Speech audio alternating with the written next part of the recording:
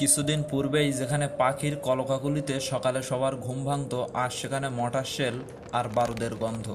বলছি ফিলিস্তিনের গাজা উপত্যকার কথা। ফিলিস্তিনের গাজা উপত্যকায় চলমান যুদ্ধ এখনও থামেনি। প্রতিদিনই নতুন করে হামলা, We are here to help you. ধ্বংসস্তূপ আর মানবিক সংকটের খবর সামনে আসছে। সাধারণ মানুষ, বিশেষ করে নারী ও শিশুরাই সবচেয়ে বেশি ক্ষতিগ্রস্ত হচ্ছে।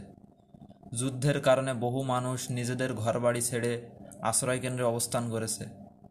অনেক এলাকায় খাবার, বিশুদ্ধ পানি, ওষুধ এবং চিকিৎসা সেবার তীব্র সংকট দেখা দিয়েছে। হাসপাতালগুলো সীমিত সক্ষমতা নিয়ে কাজ করছে, আর অনেক আহত ব্যক্তি সময়মতো চিকিৎসাই পাচ্ছে না। আন্তর্জাতিক বিভিন্ন সংস্থা বারবার জানিয়েছে, গাজায় জরুরি মানবিক সহায়তা পৌঁছে দেওয়ায় অত্যন্ত গুরুত্বপূর্ণ। তারা যুদ্ধবিরতি এবং বেসামরিক মানুষের নিরাপত্তা নিশ্চিত করার আহ্বান জানিয়ে এসেছে। একই সঙ্গে খাদ্য, ওষুধ এবং ত্রাণ সরবরাহ অব্যাহত রাখার উপর জোর দেওয়া হচ্ছে।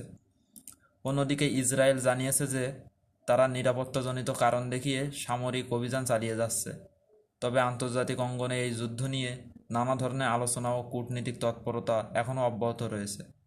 বিভিন্ন দেশ সংঘাত বন্ধ করে আলোচনার মাধ্যমে একটি স্থায়ী সমাধানের আহ্বান জানিয়েছে। এদিকে গাজার সাধারণ মানুষের জীবন প্রতিদিন আরও কঠিন হয়ে উঠছে। অনেক শিশু দীর্ঘদিন ধরে শিক্ষা থেকে বিচ্ছিন্ন, পরিবারগুলো অনিশ্চয়তার মধ্যে দিন কাটাচ্ছে।